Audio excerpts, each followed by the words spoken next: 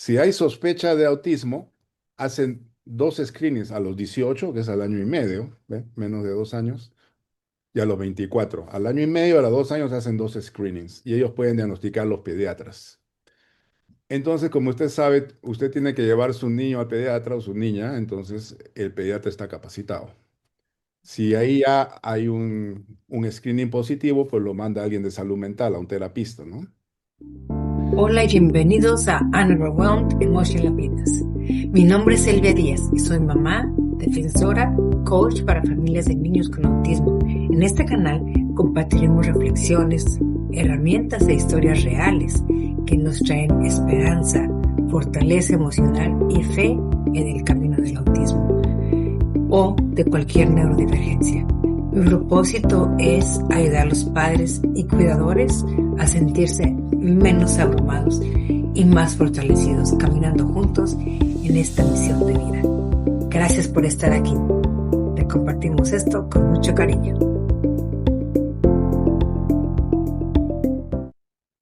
Hola, hola, todos bienvenidos a nuestro canal Unrewound Emotional Fitness. ¿Qué tal? Hoy estoy muy emocionada porque por fin tengo ya la entrevista sobre el diagnóstico que lo tenemos en español. Está ya en inglés, pero me habían pedido mucho esto en español y aquí lo tienen. Es una entrevista con el doctor Claudio Cabrejos, que es el psiquiatra de mi hijo, y él accedió a darnos esta entrevista. Y la verdad, nos enseña de una manera muy clara, con analogías muy fácil para nosotros entender como papás, cómo transitar esta fase que es el diagnóstico para nuestros hijos. Te voy a leer lo que es el biodata o currículum del doctor para que sepas no tan solo su calidad como persona, sino también su calidad profesional.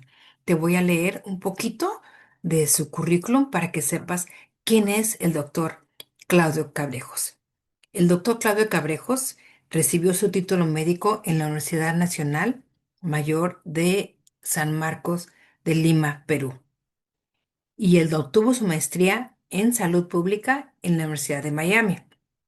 Después participó en el programa de residencia psiquiátrica en la Facultad de Medicina de la Universidad de Tulane.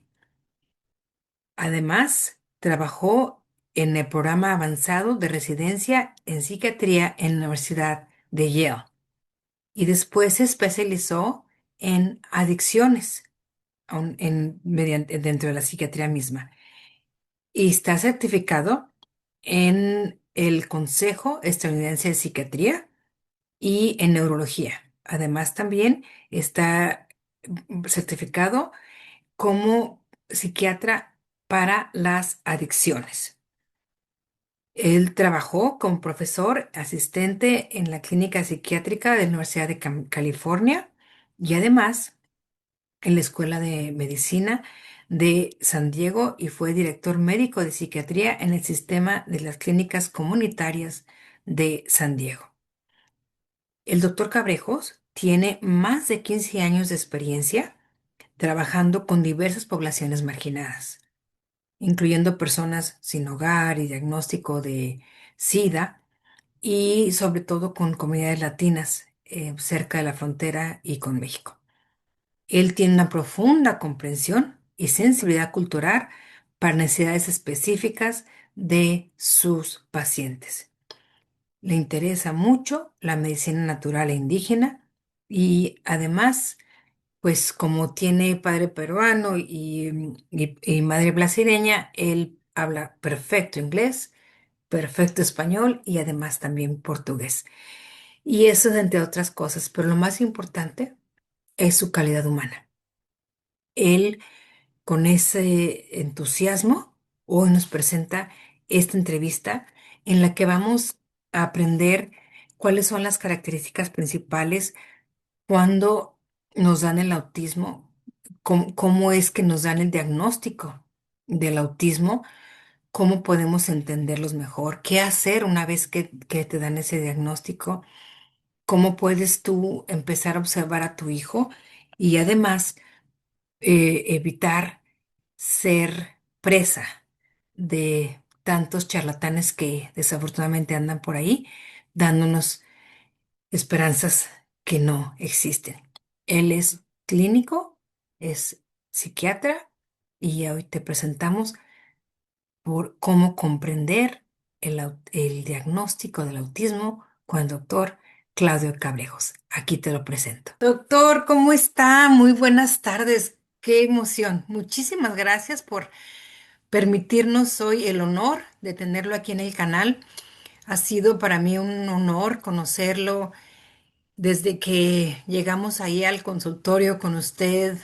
El puro hecho de que hablara en español para mi hijo y bueno, los que tenemos hijos con autismo, nuestros hijos tienen sensaciones que yo creo que para nosotros es difícil de entender. Pero cuando él se sintió con tanta confianza y que usted se abrió con él y de que él se sintiera con esa confianza, a mí como mamá vale oro y se lo agradezco porque pues obviamente es una muestra, pero como muestra basta un botón y eso habla mucho de su calidad humana, doctor. Y yo le agradezco mucho que haya aceptado estar hoy con nosotros, pero también le agradezco todo el trabajo que ha hecho a lo largo de su carrera por todas las personas que estamos en esta travesía de situaciones de salud mental, en mi caso con un muchachito con autismo. Entonces, le agradezco mucho, doctor. Muchas gracias. ¿Cómo está? Estoy bien, gracias, gracias Selvia por invitarme al programa y por esas palabras eh, que en verdad lo motivan a uno a seguir trabajando. Y gracias por invitarme a este tema tan importante como es el autismo. Cuando una madre o un padre, cuando un niño es diagnosticado con autismo, pues puede ser una situación como tú dices en tu portal abrumadora, ¿no? Mucho. Los padres no saben qué hacer, qué hacemos con el niño, qué va a pasar, va a ser normal, no va a ser normal. Entonces vamos a conversar un poquito de el diagnóstico de autismo, las causas probables, el tratamiento y la actitud que debe tener la familia, ¿no? Y con el niño en general. Sí, muchas gracias. Antes de eso, doctor, sí me interesaría mucho que pues yo tengo el gusto de conocerle, pero si nos hace favor de darnos una pequeña reseña de su currículum biodata un poquito para que las personas que nos hacen favor de escucharnos sepan quién es el doctor Claudio Cabrejos. Bueno, yo soy peruano de nacimiento. Estudié medicina en la Universidad de San Marcos en Lima. Ahí vine a Estados Unidos y la historia es larga, pero la voy a hacer corta. Básicamente yo hice una especialidad de psiquiatría, después hice una especialidad en Yale de psiquiatría de la adicción y desde entonces he trabajado en sistemas de clínicas comunitarias. En el momento estoy en un sistema, como tú sabes, se llama True Care, que es del North County de San Diego. Y también he hecho enseñanza en algunos institutos acá de San Diego, etcétera, ¿no? Y he trabajado mucho con trauma, he trabajado con los desplazados en el Perú por terrorismo de trauma, he trabajado con niños autistas, hago mucho adicciones, ¿no? Que también puede ser un área de que los niños autistas, a veces por coping, como se dice, para sentirse mejor, se van a alcohol y drogas, que es un área definitivamente peligrosa, alto riesgo para ellos también. Claro. Pero Pues muchas gracias porque, bueno, vamos a poner la liga de la página del doctor, que es muy interesante conocer su travesía y todo a lo que él ha dedicado gran parte de su vida y pues son vocaciones que agradecemos mucho. Y como bien dice, el diagnóstico es por donde empezamos y a mí me gusta mucho, siempre una de mis frases favoritas es, un diagnóstico no es un pronóstico, ni tampoco es una sentencia. O sea, un exacto. diagnóstico es conocer para poder entender por dónde empezar. Y esto, pues ahorita yo lo digo después, mi hijo tiene ya 21 años, pero desafortunadamente para muchos de los papás que vivimos con esto, la forma como nos enteramos no es la más grata. Les voy a platicar un poquito nada más de cómo fue para mí. Obviamente la gente empieza a opinar y por qué hace esto, por qué hace aquello. Mi intuición me decía que algo no estaba bien y empezamos, lo llevamos a que le hicieran potenciales evocados, que porque tal vez no escuchaba bien, porque no acataba instrucciones, pero pues ahí salió bien, pero empezaba a tener ciertas conductas, como empezar a girar sobre su propio eje, empezar a tener algo, un aleteo, a tomar cosas. Pues claro, uno completamente ignorante, le hicieron un electroencefalograma porque los potenciales abocados salió bien. Entonces, mi origen es en México y claro que el sistema público pues tarda mucho. Entonces era de aquí a que me dieran una cita y a mí me urgía. Entonces yo tomé el electroencefalograma, que era un CD de entonces, y lo llevé con un neurólogo. Entonces muy apenas llegué yo ahí con mi hijo, llegué y pues el doctor, mientras mi hijo por supuesto que brincaba, se metía abajo del escritorio y yo acá queriendo poner así como que mi hijo espérame tantito, queriendo poner atención al doctor, mientras el doctor revisaba el electro y entonces nomás me dice, pues yo lo veo bien. Y yo, qué bueno. Y me da un papelito, volteó a mi hijo nada más así como que lo revisó, me da un papelito, receta, y pone risperidona, 0,50 miligramos, RDX, autismo. Nadie me lo dijo, lo tuve que leer. Eh, para mí entonces obviamente una mala palabra porque para mí autismo era Rainman, entonces así como que no. Y una cubeta de agua fría no describe todo lo que yo sentí en ese momento. Agarré a mi hijo y fue la forma como me enteré. Entonces, desafortunadamente, aunque los doctores, pues su paciente era mi hijo, pero pues yo soy la que tengo que cuidar a mi hijo, entonces mi salud emocional también cuenta. Y a veces los doctores son demasiado eh, poco empáticos en lo que nosotros como papás tenemos que escuchar cuando escuchamos ese diagnóstico. Entonces, por eso es una de las grandes razones por las que yo tengo una colección de preguntas que le quiero hacer a usted. Y esta colección ha sido de lo largo de los años y sobre todo de grupos de papás con los que me permiten a mí apoyarles. Me hacen esas preguntas y son las que yo le tengo a usted para que usted con toda su experiencia podamos nosotros prepararnos y saber que efectivamente ese diagnóstico no es una sentencia y sobre todo que ese diagnóstico no es un pronóstico. Sí, entonces, Sí, adelante. Dígame, le empezamos con la pregunta primero. Eh, una de las dudas principales fue cuando me dijeron, es que un neurólogo no tiene las certificaciones, estamos hablando de hace 18 años, que él no tenían las bases para poder de veras diagnosticar un autismo. Entonces, pues claro que yo empecé a buscar por doquiera. Primera pregunta, doctor. ¿Quién está realmente calificado para diagnosticar el diagnóstico Bueno, de en autismo? verdad, el diagnóstico se hace con una combinación, no es solamente una persona, ¿verdad? Ujú, Y empieza pues con los que cuidan del niño, con los padres, y empieza con los profesores que ven cambios. El diagnóstico antes era un poquito más pragmático, era a partir de los 5 años se podía hacer, pero ahora se puede hacer 2 años o menos inclusive. Entonces, el diagnóstico es una combinación. Las observaciones de los padres es muy importante. Entonces, si usted es un padre que cree que su hijo tiene algún problema o ha escuchado esa palabra autismo, obsérvelo, vea qué cosas, su comportamiento, etcétera, ¿no? Después, el niño va a un profesional de salud, puede ser un pediatra o puede ser de salud mental, un terapista, y hay eh, test de despistaje. Los pediatras hacen testes de desarrollo de desarrollo general en todos los niños a los 9, 18 meses y 30 meses.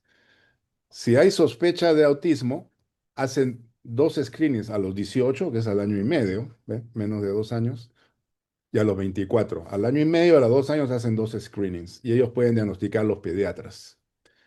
Entonces, como usted sabe, usted tiene que llevar su niño al pediatra o su niña, entonces el pediatra está capacitado. Si Ujú. ahí ya hay un screening positivo, pues lo manda alguien de salud mental, a un terapista, ¿no? Este, y son estos screenings que se puede hacer. Am,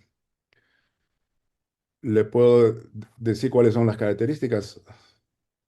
Sí, sí, sí, por supuesto, por favor, para que todos tengamos esa primera alerta, ¿verdad? Los focos rojos que le llamamos y después los Ya. ponemos en escrito al final. Claro que Entonces, sí. como dije, se puede diagnosticar antes de los 2 años, ¿no? Ujú, El pediatra hace su primer screening al año y medio, literalmente. Pero ¿qué cosa en el DSM-5, que es el libro, digamos, que usamos los psiquiatras para diagnóstico? Lo ponen en los trastornos de neurodesarrollo. Es un trastorno de neurodesarrollo, se llama. ujú, Y antes tenía muchos nombres que se combinaban, el Asperger's y el trastorno desintegrativo, pero al final los han puesto juntos y se llaman ahora un espectro. ¿Por qué cosa significa un espectro? Que hay un rango, ¿verdad? Cuando uno ve el espectro de luz, es el rango de luz. Igual, el espectro, no todos los autistas son iguales. Y como nosotros, cada uno es un individuo diferente. El autista como ser humano, pues tiene sus cosas positivas y negativas como cualquier ser humano. Entonces, como tú dijiste, es un diagnóstico, no un pronóstico.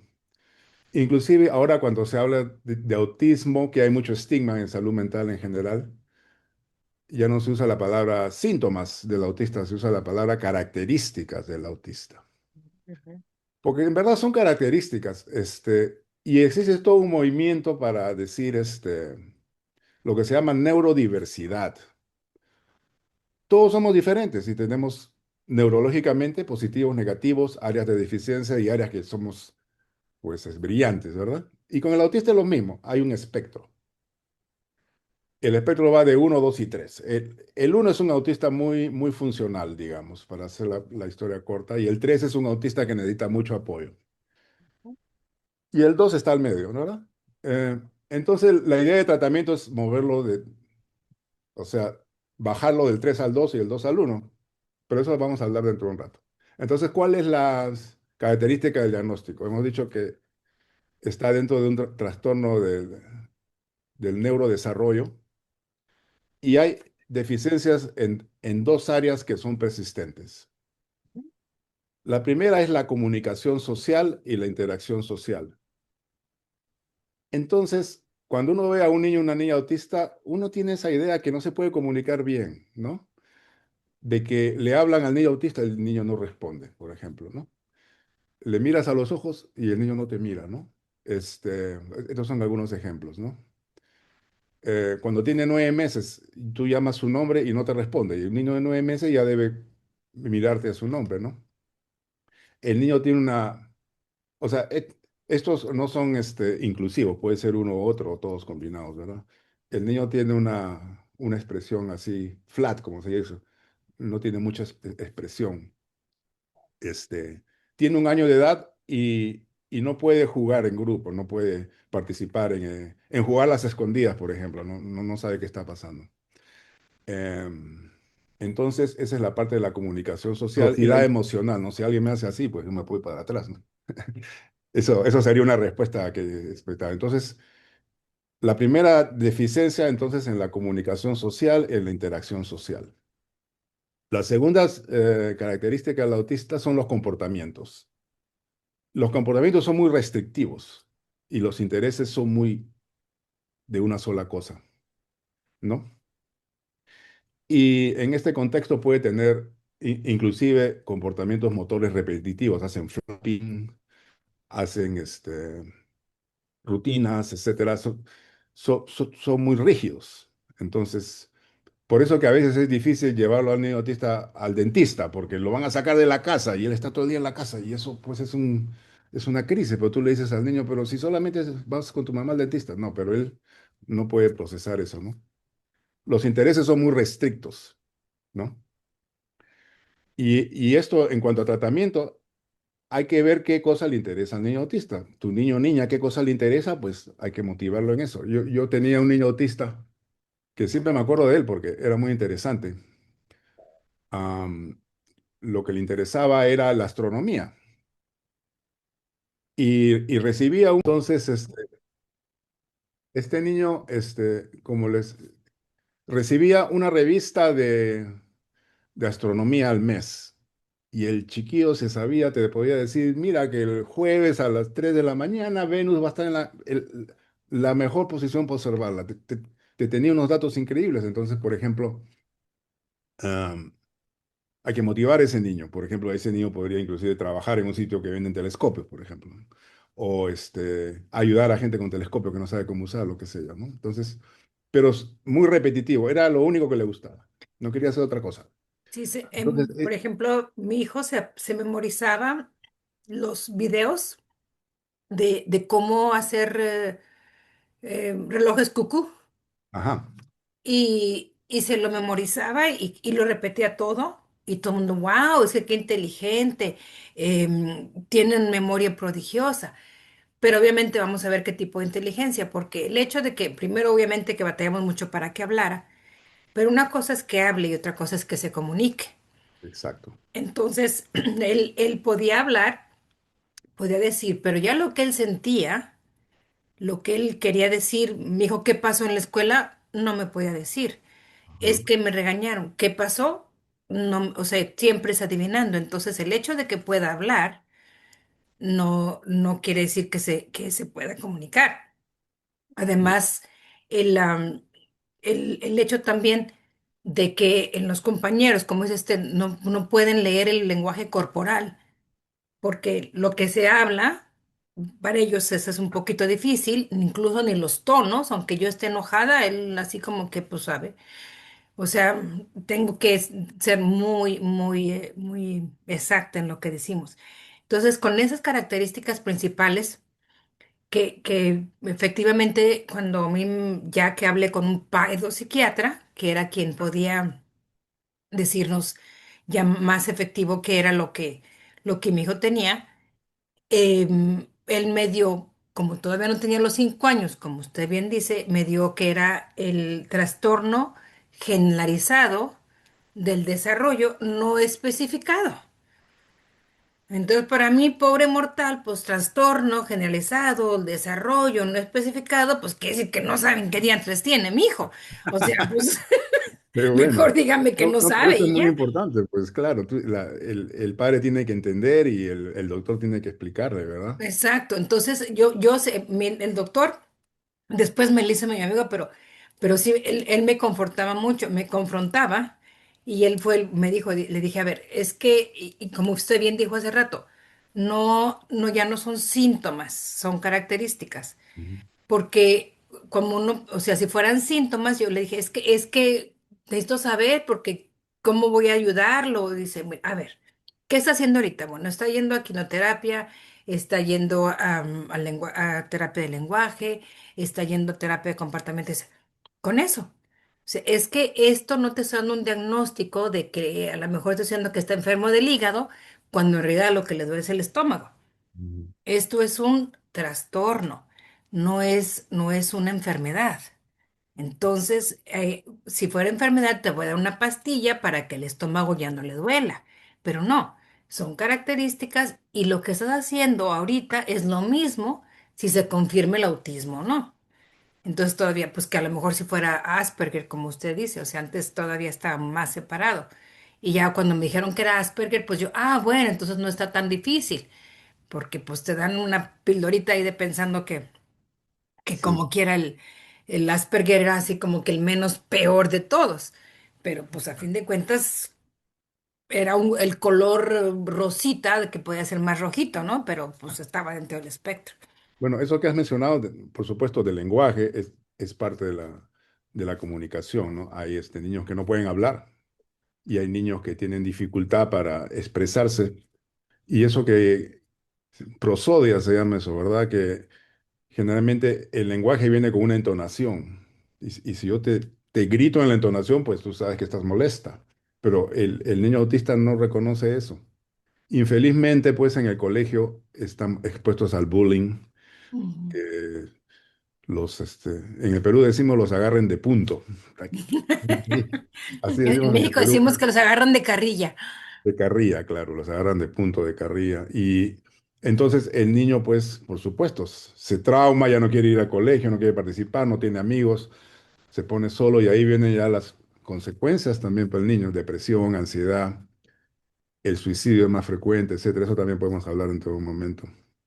Sí, entonces, bueno, volviendo a lo básico aquí, en cuanto a la valoración. El procedimiento, pues, me decía que ya es más clínico, o sea, antes era clínico porque no, a mí me decían que no, que el electroencefalograma, o sea, que como no era dentro el electroencefalograma, Ujú. mi hijo aparte tenía inmadurez cerebral, entonces sí había actividad paroxística, pero era por la inmadurez cerebral, no por el autismo en sí. Entonces no había herramientas para hacerlo clínico, sino para hacerlo tenía que ser todo por observación, no había instrumentos. ¿Hay algún instrumento ahora que podamos saber o todo sigue siendo clínico? Bueno, reitero que el mejor instrumento primero son los padres y los que observan al niño, que pueden dar una información clínica, ¿no? Después vienen los screenings y después ya hay unos test, pero en verdad solamente hay un instrumento que ha sido estandarizado y aprobado, que es justamente para suicidio, eh, que se llama el screening de suicidio en autismo, porque debe comprender que hacerle un test a un niño autista no es lo mismo que hacer un test a No, cualquiera. no, claro. Entonces, Ujú, sin embargo, cuando se ha hecho estudios, digamos, de ahora que hay CT scans, MRIs, generalmente en el cerebro no se ve nada. La parte es más fisiológica, se dice que es más de una cosa de las conexiones de los circuitos. ujú, Hay unos estudios, hay una parte del cerebro, de la parte motora, que es los ganglios basales, que se ha visto algunos cambios, algunos ven, otros no ven, pero que haya un estudio así que, mira, este es autista porque eso no hay. No hay de una forma así concreta, ¿no? ujú. Aún Definitivamente no, el, esperemos que el pronto. erótico es clínico, pues es Ujú. Muy bien, observacional y clínico. perfecto. Entonces, con eso, aquí nomás para resumir esta parte de lo básico, se pueden hacer electroencefalogramas, se pueden hacer mapeos cerebrales, análisis de laboratorio para descartar cualquier otra cosa, pero ya para confirmar por el autismo en sí es netamente clínico hoy por hoy, Y, ¿correcto? y también hay síndrome genético que se relaciona con autismo, ¿no? Y también la epilepsia es muy frecuente en autistas. O sea, no digo que no se deba hacer un electroencefalograma, ¿no? Ujú. Pero para las cosas secundarias. Desafortunadamente es muy raro que haya nada más autismo por lugares comórbido. O sea, que hay otros factores. Por ejemplo, es autismo más, en el caso de mi hijo, inmadurez cerebral, u otros es el autismo más problemas gástricos, o el autismo más, sobre todo la epilepsia, que es más difícil todavía. Entonces, por eso sí hay que hacer todos esos test, aunque no sea nada más para el autismo, ¿correcto? Totalmente de acuerdo. Muy bien. Ya se hace un estudio. Le voy entendiendo, doctor. Yo aquí estoy traduciendo para las mamás que estamos en esto, porque es todo una odisea. Entonces, obviamente ya estamos más en el mapa, según lo que yo entiendo. Ahora es uno en cada 35 niños puede ser, está en el espectro. Entonces, es algo que por diversas razones que ahorita no nos vamos a meter, epigenético y todas esas cosas, pero sí estamos aumentando. Eh, ya hay más instrumentos. Entonces, para esto, doctor, por ejemplo, si cambia, o sea, antes que era que la Asperger, etcétera, ¿nos puede platicar, por favor, cómo es cuando defienden con el DMS5 em, las características o el nivel como dice usted, de apoyo que necesita un uno, un 2, un 3, porque cambia mucho. Ya, entonces, existe un grado de severidad, ¿no? Grado uno, grado 2, grado 3. Entonces, el grado uno menos severo, grado 3 más severo. Ujú, Entonces, eso que dijiste que el Asperger's es un mejor pronóstico, eso es relativamente cierto. Ahora, cada autista es diferente. De repente, el Asperger puede tener un área que definitivamente mucha dificultad y viceversa. Un nivel 3 de repente tiene un área que es brillante, ¿no? Pero lo más importante es el soporte. El área uno puede ser relativamente independiente, relativamente. El área 3 necesita siempre soporte, no se puede estar solo. Y el 2 in between, como dicen, al medio. Este, entonces, el tratamiento, pues, es tratarlo de bajarlo al uno, pues, ¿no? ujú, Hay que ujú, ver qué áreas es bueno, qué áreas tienen deficiencias, ujú. trabajar en las deficiencias y apoyar lo bueno. Eso es algo que los papás pasamos mucho. A mí, mi círculo inmediato me decían que, o sea, yo intuía como mamá que algo estaba mal. Y por supuesto, no, lo que pasa es que tú quieres que sea un niño como un libro, nomás los niños son diferentes. Yo tenía dos hijas pues, de más grandes que él y él va a hablar más tarde, tu ex es muy exagerada. Y entonces, son dos factores aquí que sí quiero, y creo que es muy importante esto que acaba de decir el doctor, de que anímicamente es muy difícil como nosotros, como papás, darnos cuenta que vamos a estar ese reto, sobre todo si estamos en la ignorancia del tamaño del reto.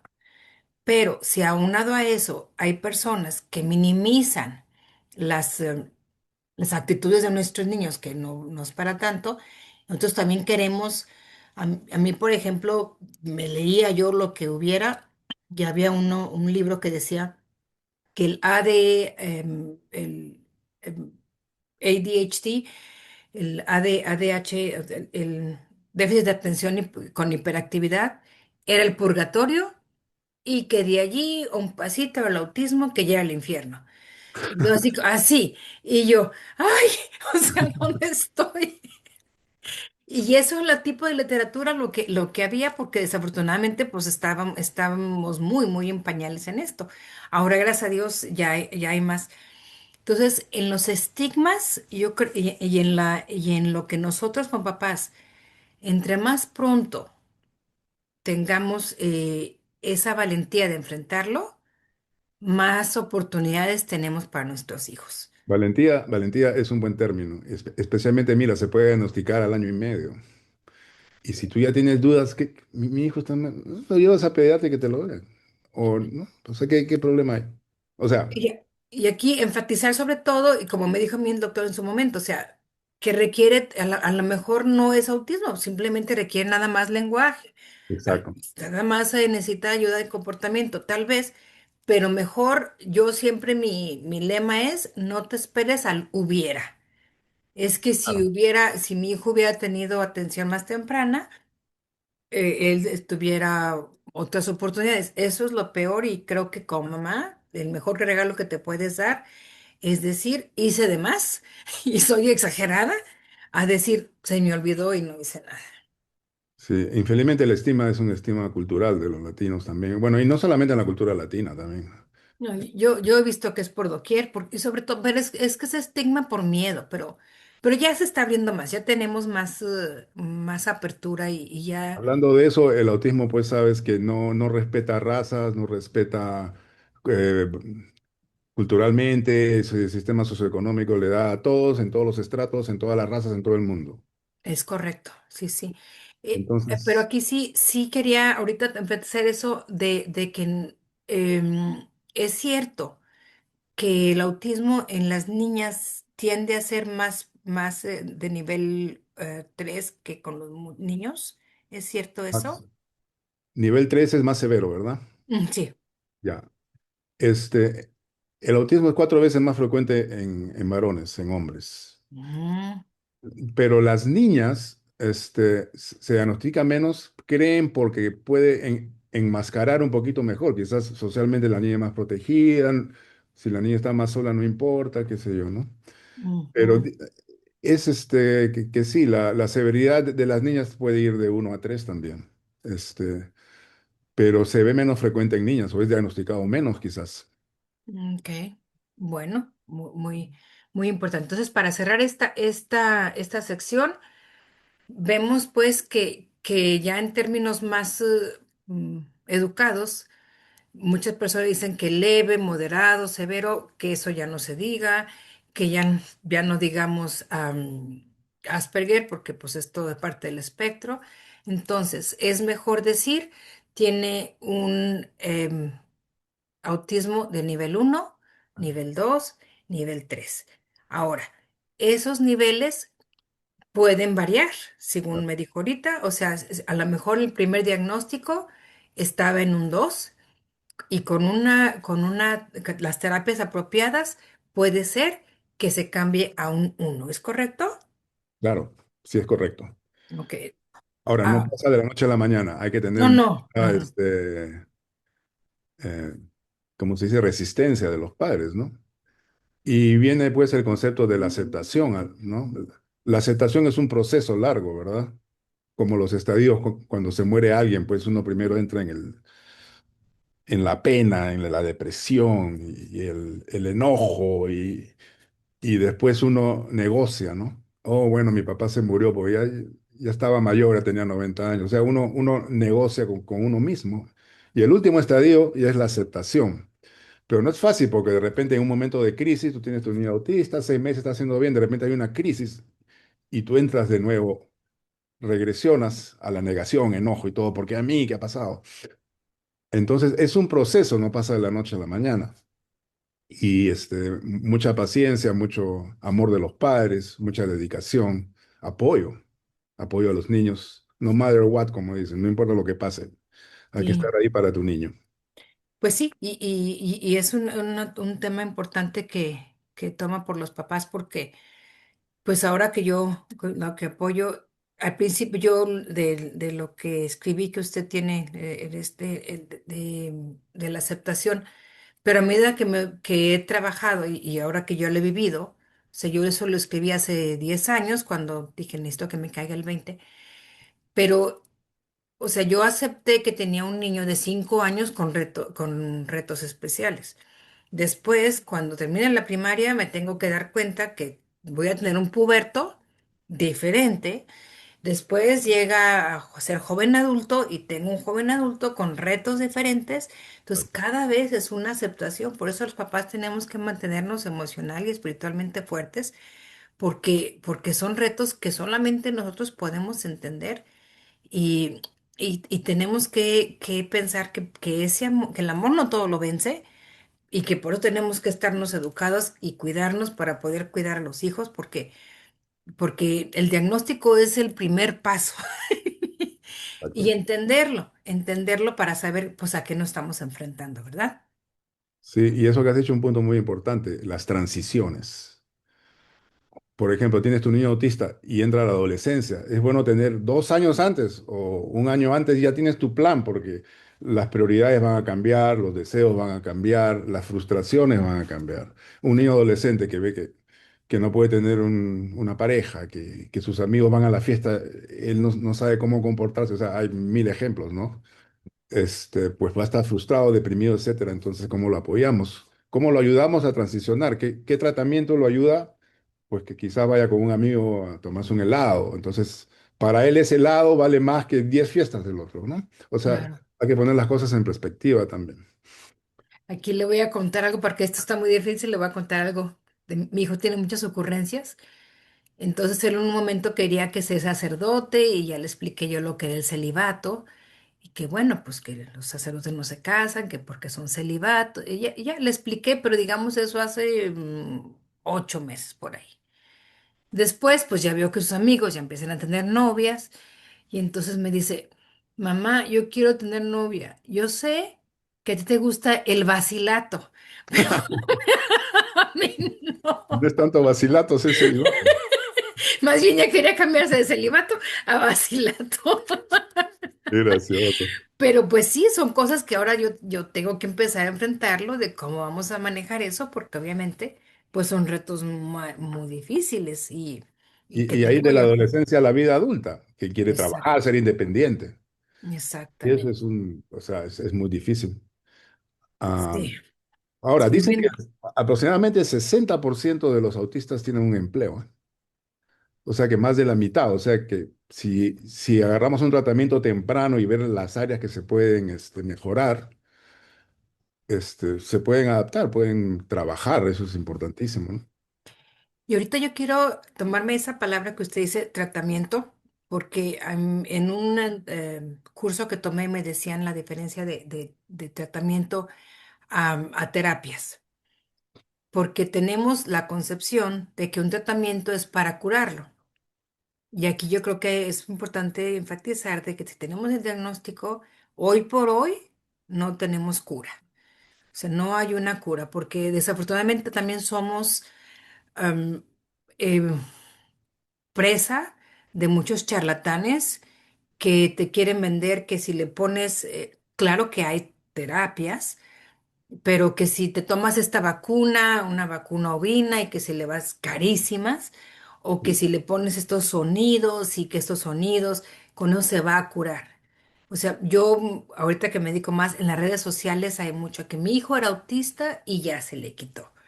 O sea, puede ser que haya mejorado la calidad de vida del niño, puede ser, pero hoy por hoy no conozco al que tenga el premio Nobel que haya encontrado la cura del autismo. ¿Me puede decir de eso? Bueno, eso es muy cierto porque es un espectro, pues. No dos autistas son iguales para empezar, ¿no? Ahora, hay autistas que son casi un uno, pero con las justas, y quizás solamente hay un área, y que esa área se trata bien, bueno, puede parecer que se ha curado, entre comillas, ¿no? Pero en general no hay cura, no hay cura. Y cuidado con el Google Doctor, Exacto. porque el Google Doctor es horrible. Eso de que las vacunas producen autistas está falsísimo. Eso de que los tratamientos de quelación curan el autismo, y son carísimos, y el paciente se gasta todos sus ahorros por ir a un país que nunca ha estado. También nada, eso no cura el autismo. Como tú has mencionado, ¿no? Hay muchos charlatanes que aprovechan de la desesperación, digamos, de los padres también que quieren ver a su hijo mejorar, ¿no? Los tratamientos son muy claros. Hay terapias, ¿no? Hay terapia de comportamiento, terapia del lenguaje, terapia ocupacional importantísima. Si tiene deficiencias motores, pues que aprenda a coordinarse, etcétera.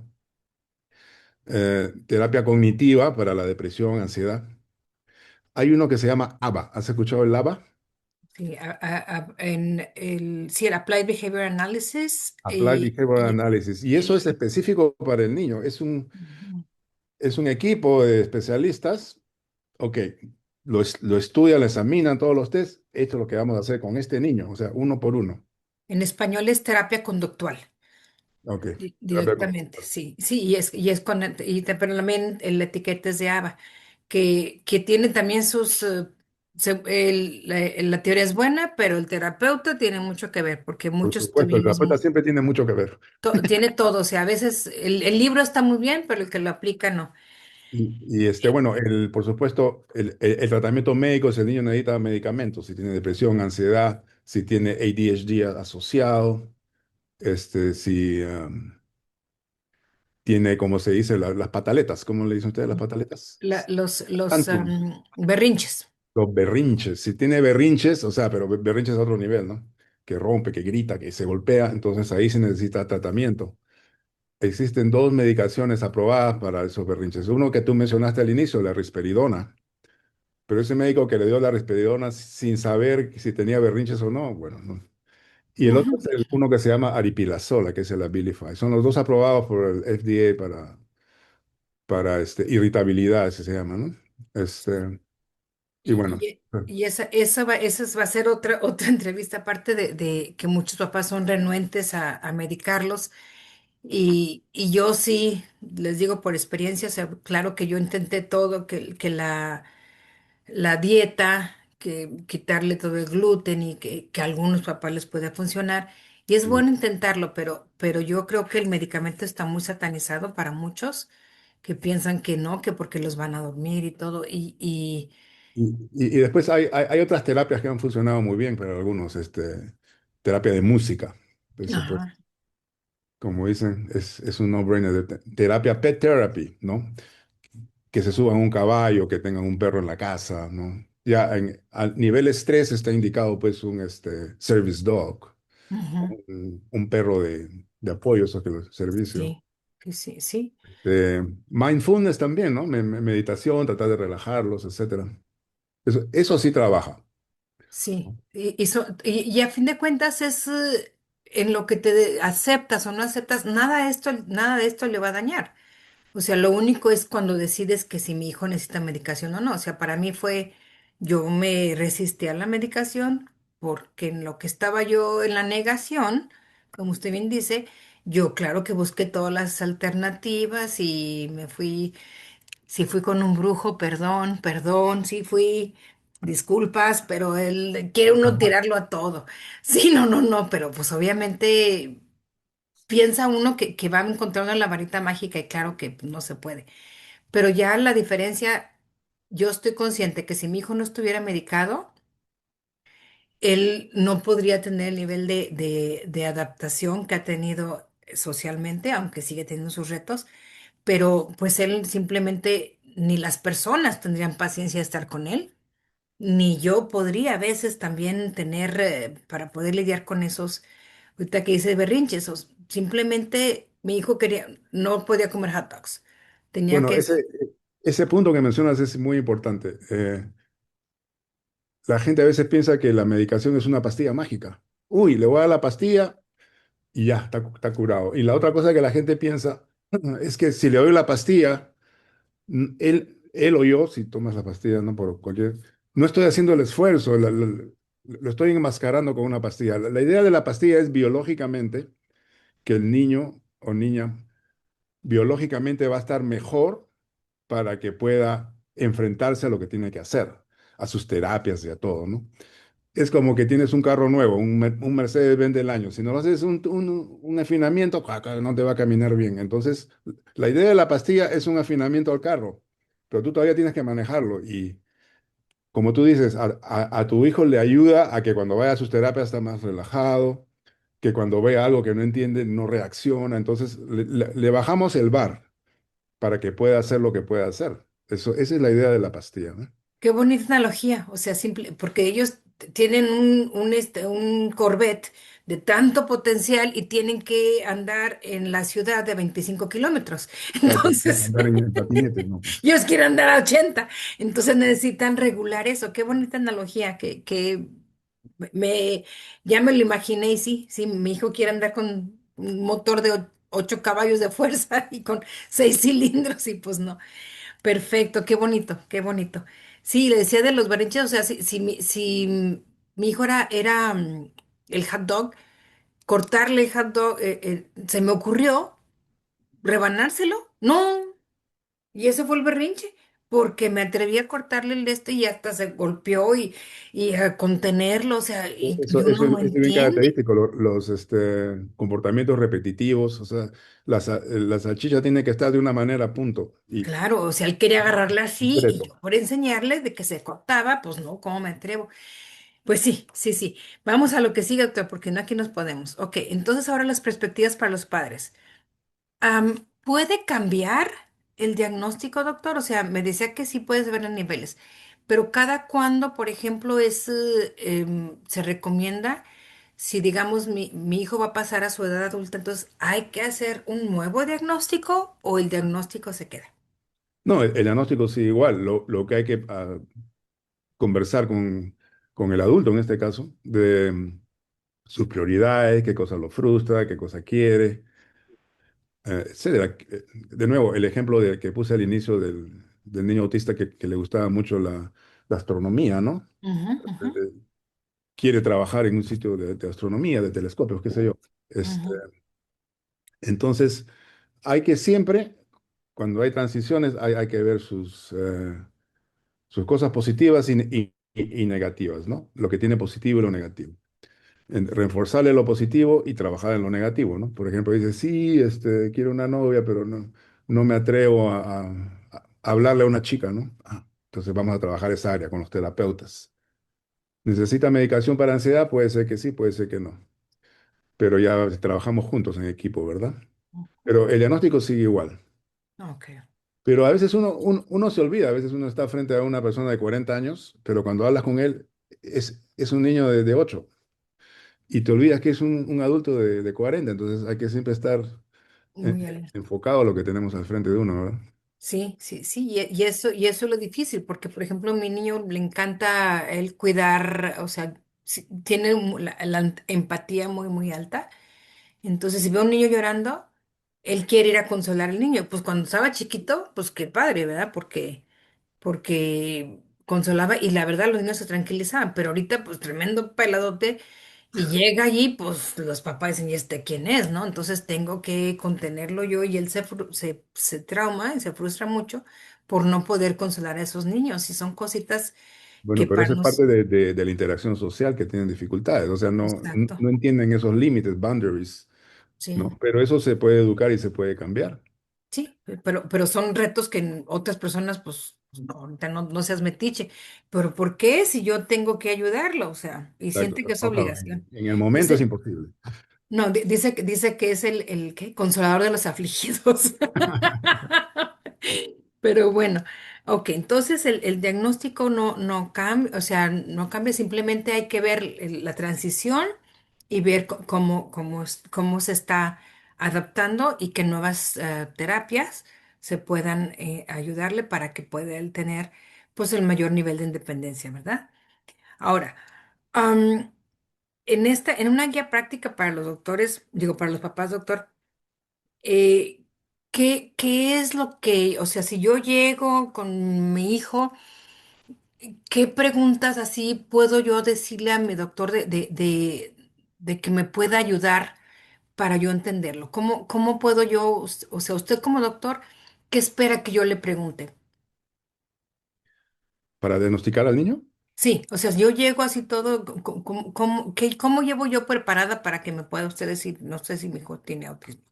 bueno, las áreas que hemos conversado de la comunicación social, interacción social. Entonces, si viene un padre y me dice, sí, sabes que no juega con los niños, sabes que todos están jugando, él está en una esquina, sabes de que le digo algo, parece que no me escucha. Entonces, que me digas, pues, comunicación, interacción social. Que me Excelente. digas, cosas repetitivas, ¿no? Sí, que él, como tú dices, le quise cortar la comida diferente y hizo un escándalo. Sus juguetes están de una manera, le muevo un juguete, ¡ah! No le puedo mover el juguete. Lo llevo al dentista y es una crisis como que lo van a matar, etcétera, ¿no? O sea, los comportamientos restrictivos, que me diga si tiene algunos intereses específicos, actividades específicas, las que quiere hacer, las que no quiere hacer. Si tiene cosas motoras, si lo has visto que tiene flapping de las manos y a veces se golpea la cabeza. Y es importante eso de la golpeada de la cabeza. A veces vemos un niño que se golpea la cabeza, uy, ¿qué está pasando? Pero a veces como el niño no se puede comunicar, puede tener inclusive un dolor de muela. Y como no se puede comunicar, se golpea la cabeza porque no sabe cómo decirte que tiene un dolor de muela. La parte verbal, la parte eh, del lenguaje corporal no conoce, ¿no? Y también que me digas qué tan temprano has empezado a notar esto. Esto generalmente se ve bien temprano en el desarrollo. ¿Y cómo le afecta? Le afecta en la parte social, le afecta en la parte ocupacional, no puede trabajar, no puede hacer sus tareas, qué sé yo. ¿Cómo le afecta en las diferentes áreas de funcionamiento? Este, Esos serían algunos datos. Ahora, como hay cosas muy ligadas, por ejemplo, el ADHD está muy ligado y Am, disabilidad intelectual también está muy ligada, habría que hacerle un test de inteligencia, o sea, ahí ya vienen otros test, como dijimos al inicio, para descartar síndromes genéticos específicos o otras cosas que están muy ligadas al autismo. Sí, sí, es una Es un universidad mundo. completa. Sí, porque lo mismo es el espectro, ¿no? Yo cuando decía, bueno, pues es que mi hijo, ¿qué color está? Pues estamos en el azul, pero ¿qué tono de azul, verdad? O sea, y esos usted muy bien lo dices, conoces a un niño con autismo, conoces a un niño con autismo porque no puede haber dos iguales, aunque tengan características similares. Entonces, pero lo importante aquí como papás es estar en la alerta, no tenerle miedo al diagnóstico. Yo creo que el miedo se vence con la acción. Entonces, si tienes una ligera sospecha de que tal vez tenga, las terapias no van a ser invasivas, no va a estar medicado de inmediatamente, sino hasta que ya se confirme. Entonces, yo creo que con eso para los papás es muy, muy importante que no tengamos esa barrera solitos de que pensamos que estamos solos y que queremos solucionarlos y evitar que seamos presa de esos charlatanes que desafortunadamente hay tantos. ¿Qué mensaje final les diría a los doctores, que pueda usted, perdón, a sus compañeros que sean más sensibles, pero a los papás, ¿qué consejo les daría? Con qué quiere terminar para cerrar? Bueno, yo les diría que primero respiren profundo, que esto no es el fin del mundo, que hay mucha ayuda, hay mucha esperanza. Tu hijo es un hijo único con sus positivos, negativos. Usted dice que el autismo no es algo malo, que simplemente es una variación del comportamiento humano. Ujú. Es un poquito al extremo porque sí tienen dificultades, ¿no? No, Pero sí. considerarlo algo tan dañino, ¿no? Y sobre todo, pues, promover una atmósfera de cuidado en la casa, este, y conocer al niño y que los padres se conozcan a sí mismos, porque van a ver, como digo, buenos días y días malos. Hay días malos que te vas a levantar y no quieres saber nada de autismo, no quieres saber nada de tu niño, porque tu niño todavía tiene que ir al colegio, qué sé yo. Entonces tú tienes que, ¿no? Ser fuerte y cuidarlo como un niño que merece amor y cuidado, que es un niño único, un niño que, bueno, que es tu niño, ¿verdad? Como cualquier otro. Sí, y esto de lo que dice de la neurodiversidad, pues es una adaptación y aceptación e intolerancia. O sea, para los demás, pues bueno, tienes que tolerarlo. Cuando te toleras es porque, bueno, no voy a decir nada, pero sí me molesta. Pues, Pero cuando ya lo acepto es que es parte de nuestra sociedad nadie, en español decimos, en inglés tenemos una palabra que dice you have to fit in, tienes que entrar, encajar en el encajar, molde. Y luego es, bueno, y nosotros we fit out, o sea, nosotros somos fuera del molde, nosotros no estamos hechos en el molde, pero tenemos también la dignidad como cualquier otro, y a fin de cuentas la dignidad como ser humano es lo que más importa. claro. Entonces, somos creados y estamos aquí, hechos, Dios no se equivoca, yo le enfatizo mucho, mi hijo es un catalizador de amor, y él, sin saber él, por aquí, por acá, prende foquitos y cuando acuerdo ya me dijeron que gracias a mi hijo pasó, una familia tuvo una situación son cosas que a veces no vemos, son bendiciones muy escondidas que hasta que no nos damos ese momento de aceptar, podemos abrir los ojos a lo que le llamamos la película esta que dice belleza colateral, Ujú. Collateral Beauty, es muy, muy bonita. Entonces, pues sí, y lo que dice usted también, la neurodiversidad, sí batallan, o sea, tampoco nomás así como que, bueno, entonces van a poder solitos y pueden hacer todo lo que no. Tienen sus fortalezas, sí, pero tienen muchas debilidades que por lo mismo necesitan mucho, mucho apoyo y mucho amor. Eso es cierto. Muchas gracias, doctor, muchas, muchas gracias. De Bueno, de nada, verdad. gracias por invitarme y cualquier cosa, pues estamos a servicio. Pues muchas gracias a todos por llegar hasta aquí. Muchas gracias por escuchar. Gracias por el interés, porque esto nos atañe no tan solo a los papás que tenemos hijos con con autismo, sino también a los personas especialistas, educadores que tratan de entender este mundo de la neurodiversidad.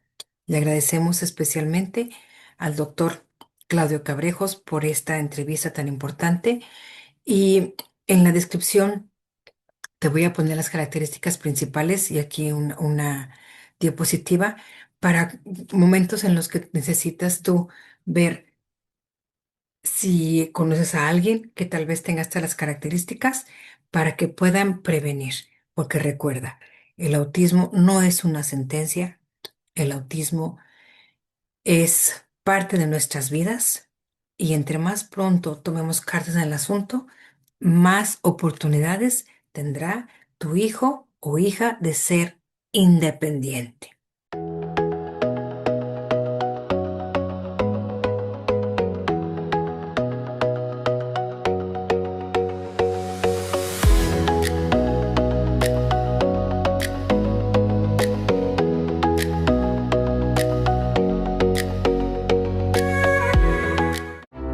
Muchísimas gracias por estar aquí y muchas gracias por llegar a acompañarnos a este video. Espero lo hayas disfrutado tanto como yo hacerlo con tanto cariño para ti. Visítanos en nuestra página web. Tenemos un apoyo emocional basado en la fe. Y recuerda, no estás solo, no estás sola. Dios te ama. Gracias por llegar aquí.